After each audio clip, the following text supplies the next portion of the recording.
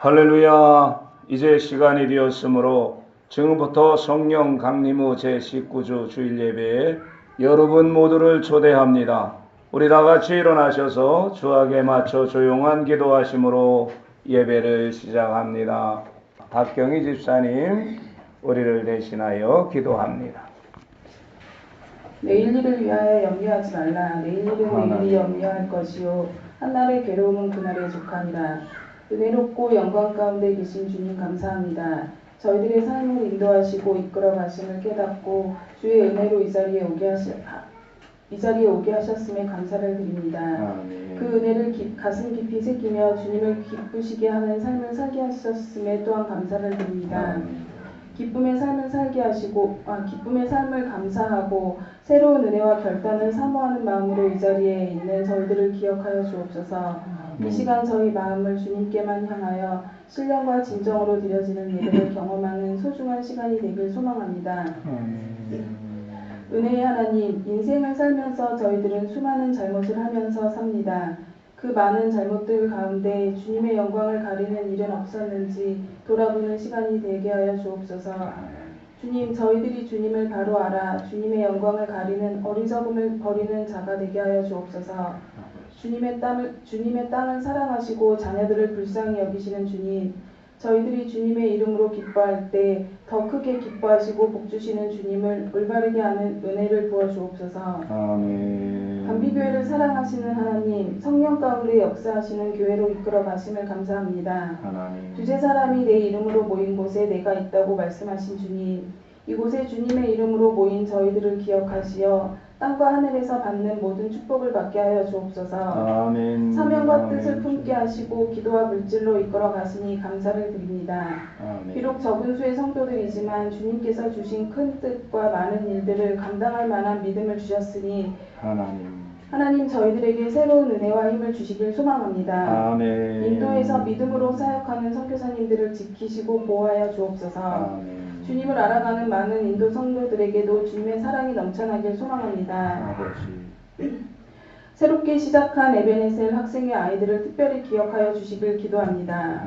교회와 나라에서 귀하게 쓰임받는 아이들이 되게 하여 주옵소서. 감비교회의 새로운 기둥들이 되게 하여 주옵소서. 믿음의 자녀들로 성장하게 하시고 모든 것을 주님께서 아시오니 만져주시고 이끌어 주시길 소망합니다. 새롭게 이끌어 가시는 전도사님을 기억하여 주옵소서. 전도사님을 통하여 계획하신 일들을 넓은 길과 환한 길로 인도하여 주시고 아버지. 첫 사역인 아이들을 위해 수고하고 애씀을 주님께서 아시오니 더 큰 은혜와 축복을 채워주실 줄 믿습니다. 사랑의 하나님, 어린 자녀들과 청년들 또한 많은 어르신들이 사는 이 나라를 기억하여 주옵소서. 하나님. 부모를 공경하고 내 이웃을 사랑하라는 주님의 말씀이 정말 필요한 때입니다. 아버지. 마지막 때를 살고 있는 저희들에게 오직 성령 안에서 살아가는 은혜를 주시기 간절히 소망합니다. 하나님께서 보시기에 너무 기뻐하시는 목사님을 기억하여 주옵소서. 목자들이 주님을 외면하는 이 시대에 성도들에게 좋은 목자 이온이 새 힘을 부어주소서. 건강 때문에 주님의 일을 감당하지 못하는 일이 없게 새 힘을 부어주시길 소망합니다. 아멘. 말씀을 전하실 때 듣는 이들에게 은혜가 되게 하여 주옵소서. 한 주를 지낼 때 말씀을 기억하며 주님 안에서 한 주를 승리하게 하여 주옵소서.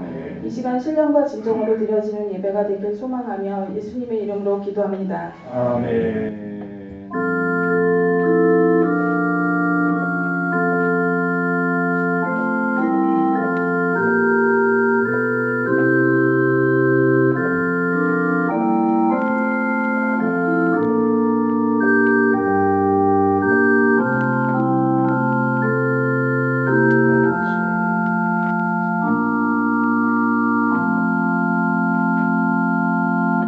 우리 하나님 말씀 보십니다. 하나님 말씀은 누가복음입니다. 15장 11절로부터 32절 말씀입니다. 찾으셨으면 우리 교독하길 원합니다. 제가 먼저 읽습니다. 또 이르시되 어떤 사람에게 두 아들이 있는데 그 둘째가 아버지에게 말하되 아버지여 재산 중에서 내게 그럴 분깃을 내게 주소서 하는지라. 아버지가 그 살림을 각각 나눠 주었더니 그 후 며칠이 안 되어 둘째 아들이 재물을 다 모아 가지고 먼 나라에 가 거기서 허랑방탕하여 그 재산을 낭비하더니 다 없앤 후 그 나라에 크게 흉년이 들어 그가 비로소 궁핍한지라. 가서 그 나라 백성 중 한 사람에게 붙어 사니 그가 그를 들로 보내어 돼지를 치게 하였는데 그가 돼지 먹는 귀염 열매로 배를 채우고자 하되 주는 자가 없는지라. 이에 스스로 돌이켜 이르되 내 아버지에게는 양식이 풍족한 품꾼이 얼마나 많은가. 나는 여기서 추려 죽는구나.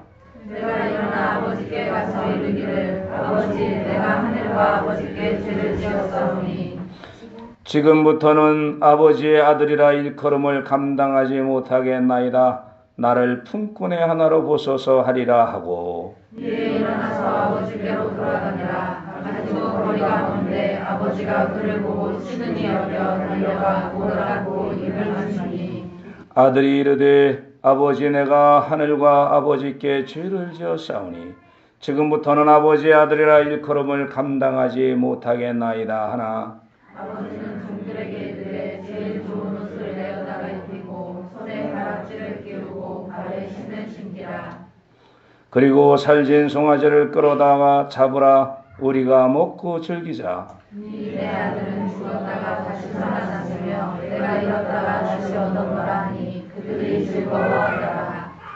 맏아들은 밭에 있다가 돌아와 집에 가까이 왔을 때에 풍악과 춤추는 소리를 듣고 한 종을 불러 이 무슨 일인가 묻는데 대답하되 당신의 동생이 돌아왔음에 당신의 아버지가 건강한 그를 다시 맞아들이게 됨으로 인하여 살진 송아지를 잡았나이다 하니 그가 노하여 들어가고자 하지 아니하거늘 아버지가 나와서 권한대 아버지께 대답하여 이르되 내가 여러 해 아버지를 섬겨 명을 어김이 없거늘 내게는 염소 새끼라도 주어 나와 내 벗으로 즐기게 하신 일이 없더니 아버지의 살림을 청년들과 함께 삼켜버린 이 아들이 돌아오매 이를 위하여 살찐 송아지를 잡으셨나이다. 아버지가 이르되 예 너는 항상 나와 함께 있으니 내 것이 다 내 것이로되 이에 동생은 죽었다가 살아났으며 내가 잃었다가 얻었기로 우리가 즐거워하고 기뻐하는 것이 마땅하니라. 아멘. 할렐루야. 이렇게 좋은 날 아버지 하나님 앞에 나와 감사와 찬송으로 예배하는 귀한 하나님의 자녀들에게 주님의 신령한 은혜와 놀라운 축복이 함께 하시기를 먼저 주님의 이름으로 간절히 축원을 드립니다. 우리 옆 사람과 인사 좀 나누시죠. 참 잘 나오셨습니다. 하나님의 은혜와 평강이 함께 하십시오. 자, 한 번 더 인사합니다. 성령 충만하십시오. 아멘, 아멘. 감사합니다. 명절 잘 지내셨죠? 네. 우리 본문의 말씀을 상고하기 전에 몇 가지만 먼저 좀 살펴보고 그 말씀을 상고하겠습니다. 30절입니다. 30절에 가면 아버지의 살림을 창녀들과 함께 삼켜버린 이 아들이라고 이제 그 큰아들이 얘기를 하죠. 여기서 이 아들이 그 원어를 가서 보면 뭐로 해석해야 더 맞냐면 이 당신의 아들하고 얘기를 해야 돼. 내 동생이 아니라 이 당신의 아들이 이렇게 해석을 해야 더 정확한 해석을 하게 됩니다. 그리고 또 하나 갑니다. 22절에 가서 이렇게 말씀합니다. 22절로부터 23절에 아버지는 종들에게 이르되 제일 좋은 옷을 내어다가 입히고 손에 가락지를 끼우고 발에 신을 신기라. 그리고 살진 송아지를 끌어다가 잡으라. 우리가 먹고 즐기자. 여기서 제일 좋은 옷을 입혔다는 것은 가난과 궁핍에서의 회복을 의미합니다. 아멘이시죠? 두 번째, 가락지를 끼웠다는 것은 아들의 권위가 회복된 것을 말씀하고 있어요. 그리고 세 번째, 신을 신겼다는 것은 종에서 자유인으로 신분이 회복되었음을 말씀하고 있는 겁니다. 그리고 네 번째, 살찐 송아지를 잡아다가 잔치를 했다는 것은 다시 말해서 기쁨이 회복이 된 것을 의미합니다. 아멘이시죠? 그래서 이것은 그 의미를 담고 있는 구절이다라고 생각을 하고 이제 이것을 이렇게 전제로 하고서 오늘 말씀을 좀 상고하기를 원합니다. 자, 따라 하시죠. 왜 구원인가? 왜 구원인가? 아멘. 우리가 함께 읽은 오늘 본문은 일명 탕자의 비유라고 일컬어지는 말씀입니다. 이 말씀은 누가복음 10장 25절로부터 37절에 선한 사마리아인의 비유 못지않게 유명한 이야기지요. 또한 예수님의 비유 중에서 가장 긴 분량의 이야기가 바로 오늘 본문입니다. 이처럼 주님께서 가장 많은 분량의 긴 이야기를 하신 것은 그만큼 오늘 우리가 읽은 본문이 중요하기 때문입니다.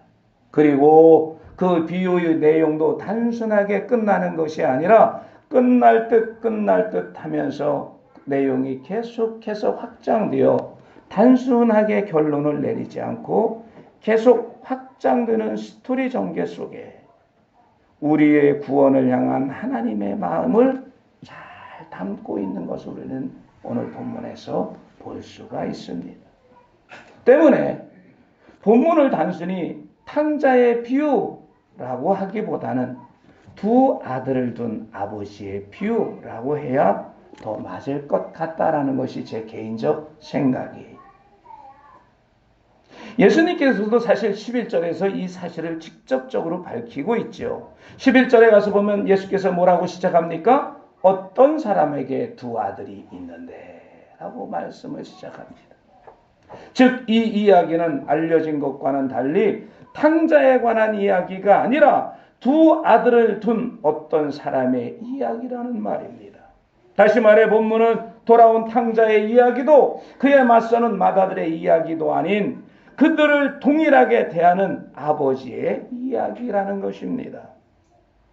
그리고 이어서 두 아들의 어떤 특정한 행동을 매우 극적으로 묘사하시지요. 그 두 아들은 집을 나간 둘째 아들인 탕자와 다시 집에 돌아온 탕자를 환영하는 아버지를 못마땅해 하는 맏아들입니다. 이 두 아들의 비교를 통하여 예수께서 말씀하시고자 한 것은 무엇일까요? 결론적으로 말한다면 저와 여러분 같은 이방인의 구원에 관한 이야기입니다. 아멘이십니까? 다른 말로 표현한다면 죄인들의 구원에 관한 이야기라고 해도 틀리지 않은 말씀일 겁니다. 예수께서 이 이방인의 구원에 관한 이야기를 누가복음 15장 1절로부터 2절에서 세리와 죄인들이 예수께 말씀을 들으러 나오는 모습을 비판하는 바리새인들과 서기관들의 비웃음에 대한 응답으로 양을 찾는 목자의 비유와 잃은 드라크마를 찾는 여인의 비유와 더불어 세 번째 비유로 말씀하신 것이 본문이지요. 이것을 염두에 두고 본문을 굳이 아들과 연관을 짓는다면 탕자로 알려진 둘째 아들보다는 맏아들을 더 염두에 둔 이야기라고 할 수도 있을 것입니다. 맏아들이라는 인물을 통해 신앙적인 기득권을 주장하는 것이 하나님의 뜻과는 맞지 않음을 말씀하고 있는 것이지요. 하지만 그럼에도 불구하고 맏아들도 이야기의 주인공은 아닙니다. 이 내용은 시간상 다음 주에 말씀드리기로 하고 오늘은 탕자의 아들을 둔 아버지에게 그 초점을 맞춰서 말씀을 상고하도록 하겠습니다. 이 본문의 말씀을 상고하기 전에 유대인들의 사유를 하나 설명을 해야 될 것 같아요. 왜냐하면 그래야 이 이야기가 흘러가는데 부족함이 없기 때문입니다. 누가복음 15장 1절에 가서 보면 처음 시작이 이렇게 말씀이 시작되지요. 모든 세리와 죄인들이 이 말씀을 들으러 가까이 나오니 바리새인과 서기관들이 수군거려 이르되 이 사람이 죄인을 영접하고 음식을 같이 먹는다 하더라. 다시 말해서 세리와 죄인들이 예수의 말씀을 들으려고 나오니까 어떻게 하냐면 이 바리새인과 서기관들이 수근수근거리는 거예요. 이 사람들이 이 예수라는 사람이 저 죄인들을 영접하고 음식을 같이 먹는다 하고 수근거리는 겁니다. 왜 그럴까요? 왜 세리와 죄인들이 말씀을 들으러 나오니까 이들이 수근거릴까요? 우리는 여기서 유대인들의 사유를 하나 이해를 해야 됩니다. 세리와 죄인들에게는 영혼이 없다라고 그들은 생각합니다. 오죽해서 이방인들을 뭐라고 생각합니까? 지옥의 땔감으로 하나님께서 창조하셨다라고 그들이 이야기하겠습니까? 극단적으로 이방인들은 여러분 이걸 아셔야 돼요. 유대인들에게 있어서 이방인들은 돼지와 개와 같은 종류입니다. 아멘이십니까? 그들의 이 선민의식은 정말 하늘을 찔러요. 그래서 세리와 죄인들이 예수님 앞에 나올 때 영혼도 없는 인간들이 왜 나왔느냐라는 겁니다. 그리고 그런 인간들을 왜 당신이 하나님의 아들이라면 영혼이 없는 인간들을 영접하고 있느냐라고 수근거리고 있는 거예요. 아멘이십니까? 이렇게 수근거리는 것에 대하여 예수님은 지금 세 번째로 바로 탕자의 비유를 들어서 말씀하고 있는 것이지요. 아멘이십니까? 예, 이 전제를 가지고 이제 오늘 본문의 말씀을 둘째 아들과 아버지를 초점을 맞춰서 좀 출발하도록 하겠습니다. 자, 12절을 가서 보셔서 함께 읽습니다. 12절입니다. 함께 읽습니다. 그 둘째가 아버지여 재산 중에서 내게 돌아올 분깃을 내게 주소서 하는지라 아버지가 그 살림을 각각 나누어 주었더니 아멘. 두 아들 중 먼저 등장하는 것이 둘째 아들이지요. 이 둘째 아들의 행동 중 주목할 만한 특징들만 보면 먼저 그는 아버지에게 재산에서 자신의 몫을 달라라고 요구합니다. 이는 단순히 아버지에게 용돈을 달라거나 사업이나 유학 자금을 달라는 것이 아니에요. 그런데 이러한 행동은 당시 유대 사회에서는 용납할 수 없는 폐륜의 행동이었습니다. 율법에 따르면 그런 자식은 돌로 쳐 죽여야 마땅해요. 당시에는 아버지가 살아있는 동안에 결코 자식들에게 유산을 물려주지 않았습니다. 유대인의 인습을 모아놓은 율법서인 집회서 33장 20절로부터 24절에 가서 보면 아들과 아내에게 형제와 친구에게 내가 살아있는 동안 자신에 대한 권리를 넘겨주지 말고 내 재산을 남에게 넘겨주지 마라. 내 생전의 마지막 날을 맞이하여 죽을 때에 유산을 나누어 주라고 말하고 있어요. 아멘이십니까? 그렇기에 살아있는 아버지에게 유산을 먼저 달라라는 이 둘째 아들의 요구는 사실 아버지 빨리 죽으시오 라고 말하는 것과 같은 것입니다. 또한 우리가 주목해야 할 둘째 아들의 또 다른 행동은 그가 받은 유산을 즉시 현금으로 교환했다라는 사실입니다. 13절에 다 모아가지고에 사용된 단어 시나가곤이라는 단어는 현찰로 바꾼다라는 의미로 사용된 단어예요. 다시 말해서 아버지가 준 그 모든 재산을 다 어떻게 현찰로 바꿨다라는 것입니다. 시나가곤 했다는 거예요. 당시 유대 사회에서는 혹 아버지 생존 시 특별한 사유로 인해 유산을 상속받더라도 그것을 자신의 마음대로 아버지가 살아있는 상태에서는 처분하지 못했습니다. 그런데 이 모든 것을 무시하고 둘째 아들은 현금으로 바꿔서 훌쩍 떠나버린 것이죠. 그리고 세 번째 특이할 만한 그의 행동은 재산을 다 탕진한 후 이방인에게 고용되었다는 사실입니다. 민족성과 종교성이 매우 강한 유대인이 이방인과 함께 일한다는 것은 그가 유대인으로서의 자존심을 다 버렸다는 의미입니다. 더욱이 그 이방인인 고용주는 이 둘째 아들에게 돼지 치는 일을 맡기지요. 그런데 유대인들에게는 돼지가 매우 부정한 짐승입니다. 개와 거의 동일합니다. 여러분 지금도 이스라엘 가면요 개 많지 않아요. 인도에 가면 완전 개판이잖아. 소판 개판이잖아요. 근데 이스라엘 가면 거의 개가 없습니다. 물론 이스라엘이 세속화 돼가지고 개를 지금은 키웁니다. 키우는 집이 있어요. 그러나 평균적으로 봤을 때 굉장히 드물게 키우고 있는 것이 개입니다. 돼지는 말할 것도 없고요.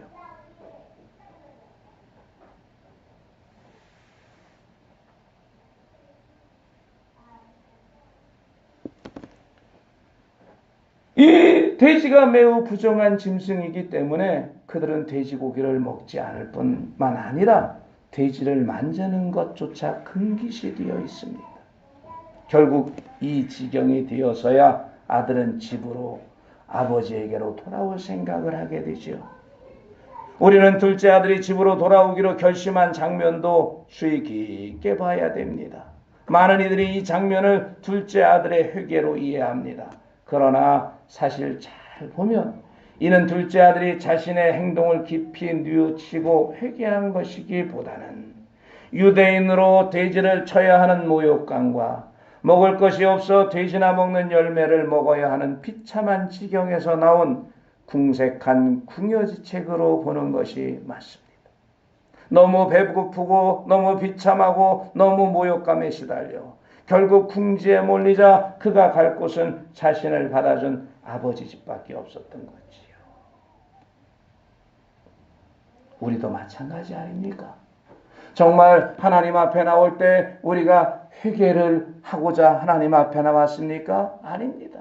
삶의 지경에서 궁지로 몰렸기 때문에 나온 것이지 하나님 앞에 나와서 말씀에 따라 생명의 삶을 살고자 하나님 앞에 회개하고 나온 사람은 거의 없습니다. 그렇게 나오신 분이 있으면 손 좀 들어보시오. 대부분 하나님 앞에 나온 사람들은요, 삶의 끝자락에서 하나님을 붙잡습니다. 물론 우리 아이들처럼 모태신앙들은 그런 것 없이 하나님 앞에 그냥 나왔어요. 그냥 부모가 했으니. 우리 집사님도 모태신앙 있죠? 예, 삶의 끝자락에서 나온 건 아니에요. 모태신앙은. 그것은 복입니다. 예, 저는 죽음을 선고받고서 하나님 앞에 나왔으니까요. 아마 대부분 하나님 앞에 나온 사람들은 저와 그리 다른 모습이 아닐 겁니다. 오늘 본문의 이 탕자의 모습과 별로 다를 것이 없어요. 그런데 이렇게 아버지 앞에 돌아오는 이 탕자의 아버지는 자신이 유산을 요구하며 빨리 죽으시오라는 폐륜에도 기꺼이 유산을 내어준 너무나도 관대한 아버지가 아닙니까? 그를 돌이키게 한 것은 자신의 비참한 신세와 자신의 무례조차 관대하게 받아주었던 아버지의 관대함 때문이었습니다. 이런 둘째 아들을 대하는 아버지의 모습은 어떻습니까? 먼저 아버지는 둘째 아들의 유산 요구를 아무 말 없이 받아주었습니다. 앞서 말씀드리다시피 이는 당시의 일반적인 아버지 모습과는 매우 거리가 먼 행동이었어요. 아버지가 받은 요구는 단순히 돈을 달라는 것이 아니라 아버지 빨리 죽으시오라는 충격적인 아들의 항명과도 같은 것이었습니다. 결국 아버지가 둘째 아들에게 준 것은 단지 재산이나 돈이 아니라 그 이상의 것, 바로 아버지의 목숨, 생명이었던 것이죠. 12절에 가서 보니 아버지가 그 살림을 각각 나눠주었더니 라고 말씀하고 있어요. 여기서 살림에 사용되는 헬라어 비오스는 생명이라는 뜻입니다. 또한 이것은 생계수단이라는 말도 됩니다. 아버지는 자신의 생명 그리고 그 생명을 유지할 수 있는 생계수단을 이 둘째 아들에게 내어준 것이지요. 그렇게 한 후에 둘째 아들이 결심하고 집으로 돌아올 때 아직까지는 상당한 거리가 남아있음에도 이미 아버지는 그를 발견하고 달려갑니다. 아버지가 달려갔다는 것은 당시로서는 매우 채신머리였고 아버지로서는 해서는 안 되는 남보기 부끄러운 모습이지요. 왜냐하면 당시의 남성 의복은 오늘날 원피스 같은 것이어서 달려가려면 치맛자락을 들고 뛰어가야 됩니다. 여러분 한번 생각해 보세요. 털이 숭숭난 다리를 보이면서 치맛자락을 들고 아들을 향하여 뛰어가는 아버지의 모습 말입니다. 이 모습이 얼마나 불쌍스러웠겠습니까? 아버지는 아들을 위해서, 그것도 폐륜을 저지른 아들, 재산을 방탕한 생활을 하는 데다 홀랑 까먹은 그 아들을 위해서 자신의 채통도, 자신의 명예도, 자신의 자존심도 다 버린 것이죠. 왜냐하면 아버지에게는 둘째 아들의 폐륜보다도 그가 저지른 무례하고 무엄한 도발보다도 더 중요한 것이 있었던 것입니다. 그것은 바로 그런 폐륜적인 탕자라도 그 탕자가 여전히 아들이라는 사실이에요. 아멘이십니까? 아들은 그 어떤 행동도 아버지에게는 영향을 주지 않습니다. 그가 아들이라는 사실, 그리고 자신은 그의 아버지라는 사실, 그것이 가장 중요했던 것이죠. 아들에 대한 훈계와 그의 잘못된 행동에 대한 책망과 심판보다도 그가 아들이고 다시 돌아왔다는 사실이 더 중요했던 것입니다. 그래서 아버지는 살찐 송아지를 잡아 엄청난 환영식을 열어준 것이지요. 이 둘째 아들은 바로 세리와 죄인을 가리키고 있습니다. 세리와 죄인들은 조금 전에도 말씀드렸듯이 유대 종교의 눈으로 보면 부정한 자들이요, 하나님 나라에서 이탈한 자들이요, 구원과 선택에서 제외된 자들이요, 영적으로는 죽은 자들입니다. 아멘이십니까? 그런데 놀랍게도 이러한 자들을 구원하시기 위하여 그리스도 예수께서 오셨다고 탕자의 비유를 통해 예수께서는 말씀하고 있는 것입니다. 이 사건을 요한복음 3장 16절로부터 17절에서는 이렇게 증거하고 있어요. 하나님이 세상을 이처럼 사랑하사 독생자를 주셨으니 이는 그를 믿는 자마다 멸망치 않고 영생을 얻게 하려 하심이라. 하나님이 그 아들을 세상에 보내신 것은 세상을 심판하려 하심이 아니요 그로 말미암아 세상이 구원을 받게 하려 하심이라. 아멘. 예수님이 이 땅에 오신 것은 죄인인 우리를 영생을 얻게 하여 아버지의 아들로 회복시키려고 오셨다는 것입니다. 이에 대한 증거로 요한복음 1장 12절에서는 영접하는 자 곧 그 이름을 믿는 자들에게는 하나님의 자녀가 되는 권세를 주셨다고 증거합니다. 아멘이십니까? 우리가 잘 알다시피 창세기 2장 7절에 가서 보면 하나님이 땅의 흙으로 사람을 지으시고 생기를 그 코에 불어넣으시니 사람이 생명이 되었다라고 말씀하고 있어요. 여기서 생기는 뇌샤마 하야라는 말을 씁니다. 그리고 생명은 네페시 하야라는 말을 써요. 그리고 그 사람에게 창세기 2장 17절에서 선악을 알게 하는 나무의 열매는 먹지 말라. 내가 먹는 날에는 반드시 죽으리라고 말씀하시지요. 그런데 이 말씀을 영적으로 좀 더 깊이 해석해 보면 내가 하나님의 말씀에 순종하지 않고 선악을 알게 하는 나무의 열매를 먹을 경우에는 너에게서 영적인 숨이 끊어질 거다라는 의미입니다. 그런데 아담과 하와는 이 하나님의 경고를 자신들의 욕망을 채우기 위해서 무시하지요. 그리고 결국 영적인 숨인 루아우가 끊어지고 인간은 육신적인 호흡만 하게 됩니다. 이러한 상태를 성경은 영적인 생명이 죽었다라고 말씀하고 있어요. 그리고 사도 바울은 로마서에서 이러한 상태의 사람을 사르크스가 되었다라고 말합니다. 로마서에서 육이라고 표현한 단어가 바로 그겁니다. 영적인 숨이 없는 자들, 육신적인 숨만 쉬는 자들, 한마디로 짐승과 같은 사람이 유대인이 보기에 이방인들과 세리와 죄인들과 같은 상태입니다. 영적인 호흡이 없는 자들입니다. 끊어진 자들입니다. 여러분, 강아지가 숨을 쉽니다. 그러나 강아지의 숨과 우리의 숨이 같은 숨이 아니에요. 강아지의 숨은 루하우가 없습니다. 그런데 우리의 숨은 루하우가 있어요. 그런데 성경에서는 예수를 영접하기 전에 인간은 강아지와 같이 노하우가 없는 숨을 쉬고 살고 있다고 말씀합니다.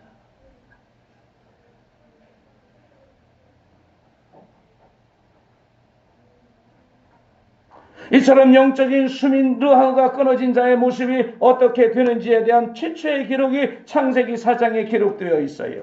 창세기 4장 5절에 가서 보면 가인과 그의 재물을 받지 아니한지라 가인이 몹시 분하여 안색이 변하니, 이러한 모습을 보며 창세기 4장 6절에서 하나님은 가인을 향해 뭐라고 말씀하십니까? 내가 분함은 어찌 됨이며 안색이 변함이 어찌 됨이냐? 이어 7절에서 이렇게 말씀하죠. 내가 선을 행하면 어찌 낯을 들지 못하겠느냐? 선을 행하지 아니하면 죄가 문에 엎드려져 있느니라. 죄가 너를 원하나 너는 죄를 다스릴지니라. 그런데 이러한 말씀을 들었음에도 가인은 어떡합니까? 그의 아우 아벨을 쳐 죽였다고 창세기 4장 8절에서는 증거하고 있어요. 그렇습니다. 영적인 수민 노하우가 끊어진 자는 형제를 쳐 죽이는 것에 대해서 아무런 죄의식이 없어요. 그리고 하나님이 형제 살인에 대한 죄를 묻자 그는 어떻게 합니까? 우리의 생각엔 당연히 죄를 뉘우쳐야 하지 않습니까? 회개해야 되지 않습니까? 아멘이시죠? 그런데 창세기 가서 보십시오. 그는 그렇게 하지 않습니다.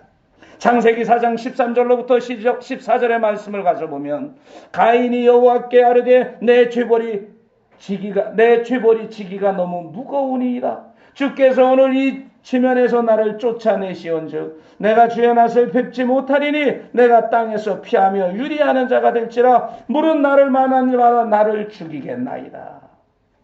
가인은 회개를 한 것이 아니라 오히려 자신의 벌이 너무 무겁다고 하나님 앞에 항변하고 있어요. 이것이 바로 여러분 노하우를 잃어버린 자들의 모습입니다. 그런 우리를 위하여 하나님은 당신 스스로 육신을 입고 이 땅에 오셔서 우리의 모든 죄의 삭을 다 치르셨습니다. 이것에 대해서 요한복음 3장 14절로부터 15절에선 모세가 광야에서 뱀을 든 것 같이 인자도 들려야 하리니 이는 그를 믿는 자마다 영생을 얻게 하려 하심이라고 증거하고 있습니다. 아멘이십니까? 그리고 우리가 그분을 영접하기만 하면 탕자가 생각했던 것 같이 품꾼의 하나가 아니라 하나님의 자녀로 삼으시는 은혜를 허락하셨어요. 본문인 누가복음 15장 22절로부터 23절에 이러한 은혜에 대해서 구체적으로 말씀하고 있습니다. 아버지는 종들에게 이르되 제일 좋은 옷을 내어다가 입히고 손에 가락지를 끼우고 발에 신을 신기라. 그리고 살진 송아지를 끌어다가 잡으라. 우리가 먹고 즐기자. 조금 전에 본문을 해석했을 때 말씀드린 것 같이 회개하고 돌아온 둘째 아들에게 제일 좋은 옷을 내어다가 입히고 손에 가락지를 끼우고 발에 신을 신기고 살찐 송아지를 끌어다 잡습니다. 여기서 좋은 옷을 입혔다는 것은 가난과 궁핍에서 회복시켰다는 것을 의미하고 가락지를 끼웠다는 것은 아들의 권위를 회복시킨 것을 의미합니다. 또한 신을 신기운 것은 종에서 자유인의 신분으로 회복시킨 것을 의미합니다. 그는 이방인의 종이었어요. 돼지를 치던 종이었습니다. 그 돼지는 일반 자유인들이 치지 않았어요.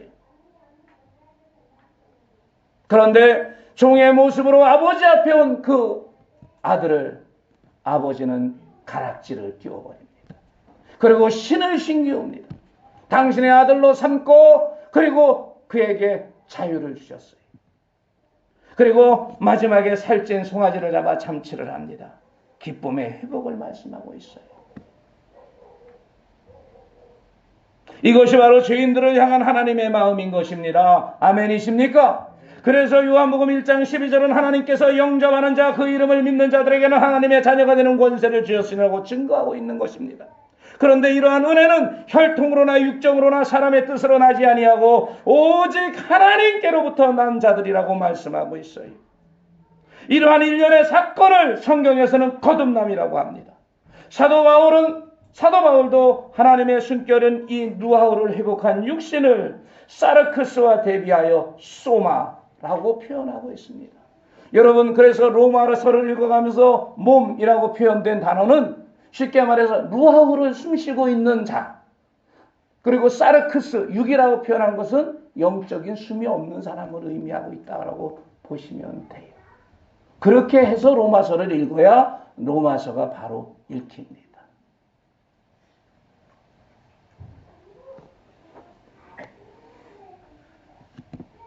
즉 사르크스는 육신의 순만을 쉬는 자이지만 소마는 육신의 순만이 아니라 영적인 순인 루하우를 호흡하는 자를 말하는 거예요.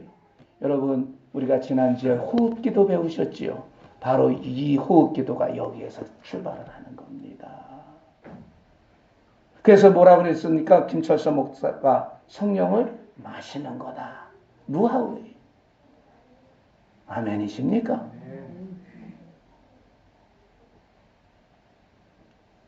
요한복음에서는 이러한 예수님을 영접하여 루아우를 호흡하는 사람을 하나님의 자녀라고 말하며 영생을 얻은 자라고 말씀합니다. 이처럼 영생을 얻은 자는 육신의 숨만 쉬는 사람과는 다른 특징을 가지고 있지요.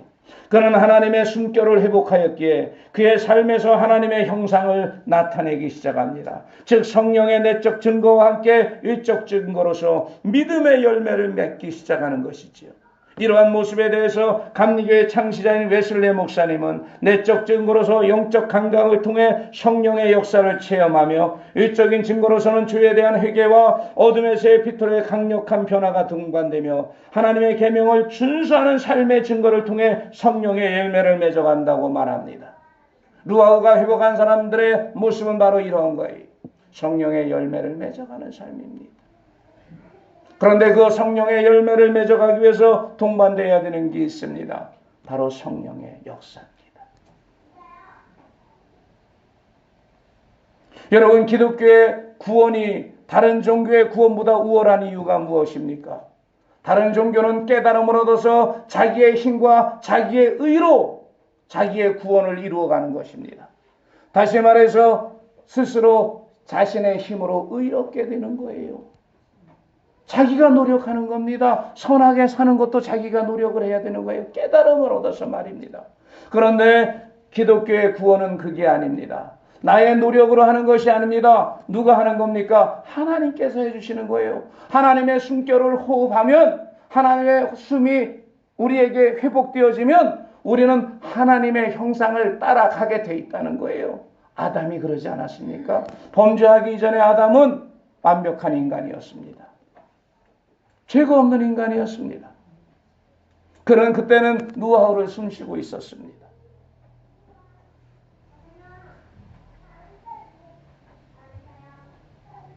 그렇기 때문에 기독교에서는 의롭게 살아라, 착하게 살아라, 선하게 살아라고 얘기하지 않습니다. 뭐라고 얘기합니까? 성령 충만하라고 말씀합니다. 예수께서 그래서 부활해서 제자들에게 오셨을 때도 제일 먼저 하신 말씀이 무엇입니까? 성령 충만하라 하는 것이었습니다. 그렇기 때문에 기독교인의 목표는 성령 충만이에요. 그러나 다른 종교의 목표는 뭡니까? 착하고 선하게 사는 겁니다. 자신의 힘으로 말이에요. 그러나 이것은 실패합니다.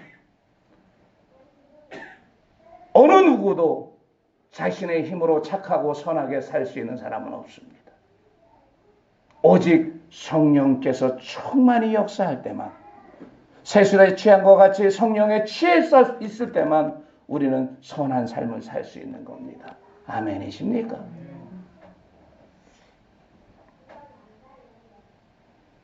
바로 이렇게 성령의 열매를 맺어가는 삶을 우리는 성화의 길을 걸어간다라고 얘기를 합니다. 여러분, 그런데 여기서 우리가 경계해야 될 것이 있습니다. 왜냐하면 이제까지 말씀과 다르게 어떤 이들은 신앙생활을 잘 하다가도 첫사랑을 잃고 불신자와 다름없이 변해버린 평신도들도 있고, 한때 교회의 기둥이 될 것이라고 촉망받다가 그만 실족하여 무익한 존재로 전락하는 목회자도 있는 것을 우리는 볼 수가 있어요. 그들은 왜 그렇습니까? 그런데 이들에게는 공통된 특징이 있습니다. 그것은 그릇된 중생교회를 신봉한 탓에 자신이 거듭났다고 착각하여 하나님의 숨결인 루아우를 회복하여 성령 충만을 받지 못하고 자신의 의와 노력으로 완전에 이르려고 한 것입니다. 이렇게 애를 쓰다가 신앙생활에 돌이킬 수 없는 해를 입고 방황하게 되는 것이지요. 불행하게도 이들에게는 성령의 확증이 없어도 하나님의 숨결인 루아우가 없어도 자신은 영생을 가졌기에 죽어서 천국에 간다고 믿습니다. 그러나 여러분, 성령께서 확증하지 않는 믿음은 그것은 믿음이 아니라 맹신입니다. 아멘이십니까? 안타깝게도 이러한 이들이 이 시대에는 얼마나 많은지 몰라요. 그러나 여러분, 루아우를 회복한 사람은 성령에 확증하는 거듭남의 표징이 있어요. 여러분도 나는 또는 그는 아니면 그들은 하나님께서 난 사람일까라는 질문을 가지고 요한일서 2장 29절인 하나님께서 난 자마다 죄를 짓지 아니하나니, 또한 요한일서 3장 10절인 이러므로 하나님의 자녀들과 마귀의 자녀들이 나타나나니 무릇 의를 행치 아니하는 자나 또는 그 형제를 사랑치 아니하는 자는 하나님께 속하지 아니하니라는 말씀과, 또는 로마서 8장 14절에 무릇 하나님의 영으로 인도함을 받는 그들은 곧 하나님의 아들이라는 이러한 성경 말씀을 다림줄로 하여 나 자신과 또는 어떤 이들이 하나님의 자녀인지 아닌지 판단해 보십시오.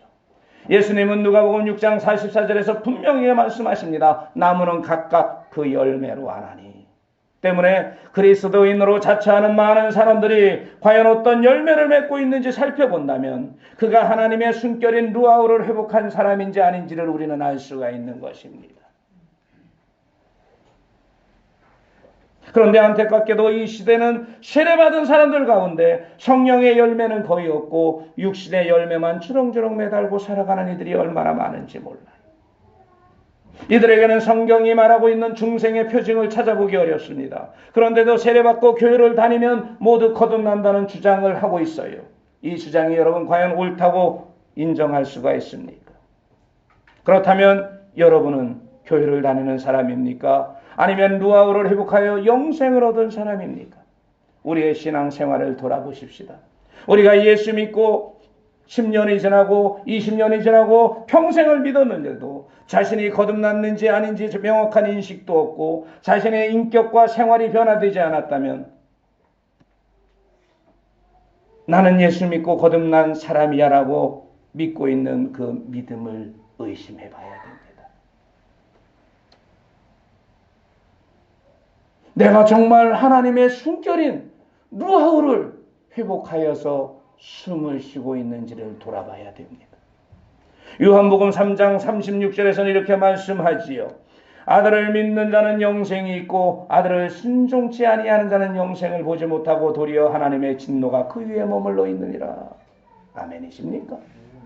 여러분, 교회는 천국의 보아인 영생을 소개하고 그 길을 가도록 안내하는 곳이지 세상의 가치관이나 이데올로기를 전파하는 곳이 아닙니다.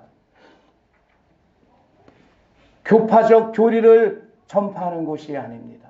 교회는 성경을 전파해야 하는 곳입니다. 성령의 역사를 증거해야 하는 곳입니다. 이것이 교회인 것입니다. 우리 교단은, 우리 교파는 아닙니다. 교회의 전통이 어떻게 하나님의 말씀보다 우선될 수가 있겠습니까? 교회는 거듭나지 못한 자들을 거듭나게 해서 천국 백성으로 만드는 곳입니다. 교회가 이 우선적인 사명을 등한히 한다는 것은 영적 외도를 하는 것과 다름이 없는 거예요. 교회는 이 사명을 위해 이 땅에 존재합니다. 그래서 요한복음 3장 6절에 육으로 난 것은 육이요 성령으로 난 것은 영이라고 말씀하시고 있어요. 이처럼 루아우의 회복은 우리의 생사를 가름하는 중대한 것이에요. 여러분, 구원이란 막연히 종교적인 생활을 잘하면 천국 가는 것을 믿는 것이 아니라 바로 이 하나님의 순결의 회복을 말하는 것이기 때문입니다. 아멘이십니까? 내가 구원받았다고 확증을 하기 위해서는 내가 루아우를 숨쉬고 있다고 성령께서 나에게 증거해 줘야 됩니다. 그것이 성령의 내적 열매입니다. 그리고 내 삶에 외적인 열매들이 맺혀져야 됩니다. 성령의 열매들을 맺어가는 삶입니다. 지금은 당장은 맺혀지지 않고 있더라도 그것을 맺기 위하여 나도 모르게 그러한 삶을 따라서 사는 것이죠. 변화되는 것입니다. 그것을 위하여 하나님 앞에 나와서 무릎 꿇고 기도하는 것입니다. 하나님 나에게 복 주십시오. 뭐가 형통하게 해주십시오. 이러한 기도가 아니라 하나님 내가 정말 성령의 열매를 맺기 위하여 하나님 앞에 나왔습니다. 라고 눈물로서 통회하며 기도하는 것입니다. 이것이 주님이 기뻐하시는 기도입니다. 아멘이십니까? 때문에 교회를 평생 다녀도 거듭나지 못하면 멸망할 것이요. 오늘 교회에 처음 출석했더라도 하나님의 순결을 회복하여 성령으로 거듭난 자라면 영생을 얻을 것입니다. 주님은 말씀합니다. 마태복음 4장 17절에서 회개하라 천국이 가까이 왔느니라 라고 말씀합니다. 요한복음 3장 3절에서는 사람이 거듭나지 않으면 하나님의 나라를 볼 수 없다고 말씀하십니다. 우리가 거듭남의 체험 없이 습관을 쫓아 교회 생활을 한 게 지금의 우리의 모습이라면 계시록 3장 1절에서 말씀하는 살았다 하는 이름을 가졌으나 죽은 자라는 말씀을 우리는 염려스럽게 돌아봐야 됩니다. 사랑하는 여러분, 이제 우리의 코에 하나님의 숨결인 루아흐가 들어가 진정한 구원을 이루시기를 이 시간 주님의 이름으로 간절히 축원을 드립니다. 임마누엘 기도하십시다.